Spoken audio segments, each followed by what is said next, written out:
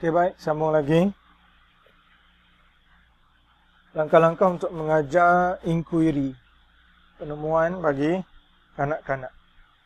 Baik, yang pertama kena pasti topik. Contohnya nak mengajar tentang, bukan nak mengajar, nak bagi kanak-kanak buat satu aktiviti inquiry berkenaan dengan buat cekodok. Contohnya ya, buat cekodok.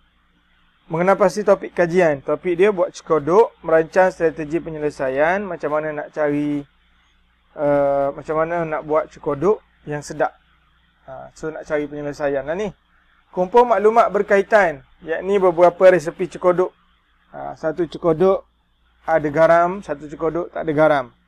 Satu cekodok ada gula, satu cekodok tak ada gula. Dia macam eksperimen lah ni. Lepas tu buat cekodok, kaji cekodok, analisis cekodok. Dia kumpul maklumat berkaitan, mengkaji, menganalisis maklumat. Dah buat tu try and error, yang ni garam lebih, yang ni ada gula, yang ni tak ada gula. Lepas tu membuat generalisasi atau perumusan.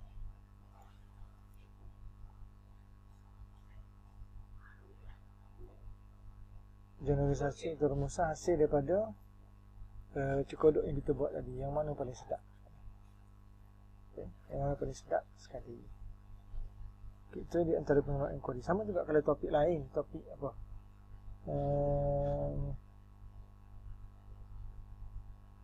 Citaran hidup ulat. So kenapa sih topik kajian? Kita merancang strategi penyelesaian. Macam mana kita nak mengajar, macam mana kita nak buat. Kita nak cari penyelesaian hasil daripada pembelajaran. Itulah contohnya citaran hidup ulat. Okay, kita rancang strategi. Kita nak kaji apa tentang ulat tu, citaran hidup dia. Kita nak tengok berapa hari dia jadi kepompong, berapa hari dia jadi ulat. Lepas tu berapa hari pula dia masuk dalam kepompong, berapa hari pula jadi rama-rama. So semua maklumat tu direkod. Okay, dikira bilangan hari-hari. Okay, ataupun topik tanaman pun boleh. Okay, tanam tauge. Okay, tanam tauge.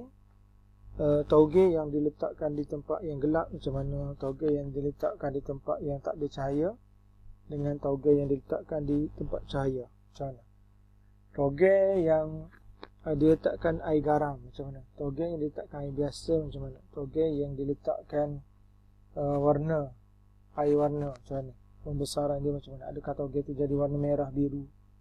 So tu semua inquiry penemuan. Pelajar buat dengan bimbingan dan dapat hasil yang akan dibincangkan. Implikasi model inquiry. Strategi memusatkan murid membangkitkan learning. Tahu ni baca sendirilah. Membolehkan murid menggunakan pengalaman, pengetahuan, kemahiran. Okay, murid dilatih berfikir secara saintifik dan rasional. Okay, ni inquiry penemuan. Baca sendiri. Questioning, researching, discussing, creating, reflecting. Tak apa. Okay, model project. Model project.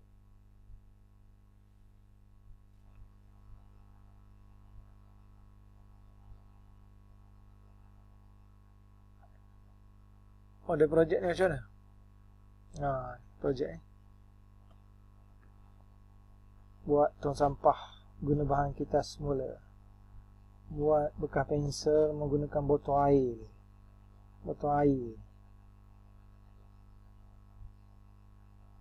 Projek. Senang je projek. Ini baca sendirilah.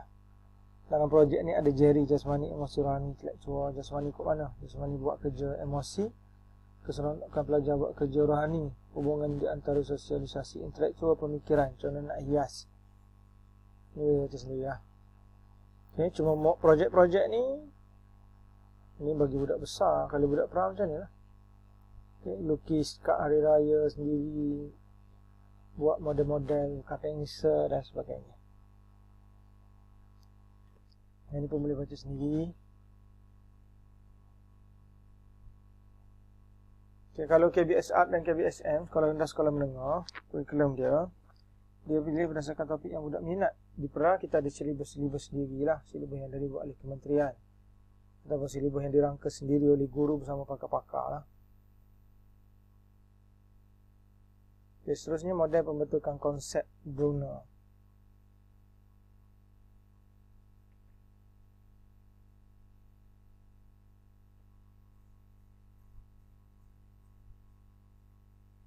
Macam mana model ni? Model ni kat sini. Dia ada rangsangan luar, organ deria, otak, konsep. Rangsangan luar macam mana? Perkara, peristiwa, fenomena, benda, gambar. Maknanya kalau nak mengajar, mesti kena lalu proses-proses seperti ini.